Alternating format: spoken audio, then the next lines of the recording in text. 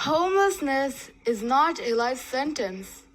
It is a solvable problem. It all depends on how we, as humans, think. All we need is people to be aware and show some care to other people. There are so many problems that we have witnessed every time we've passed a homeless person, and it is our goal to help them recover from this trauma. As humans, we should know how to respect others instead of criticizing them. There are multiple reasons for people to be homeless. One of the reasons is because they ran away from home due to several family issues.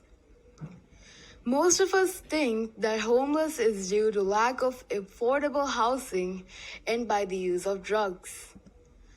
Don't judge a book by its cover. A metaphorical phrase that means one shouldn't prejudge the worth or value of something by its outward appearance alone. Who are we as human beings if we ignore the sufferings of others?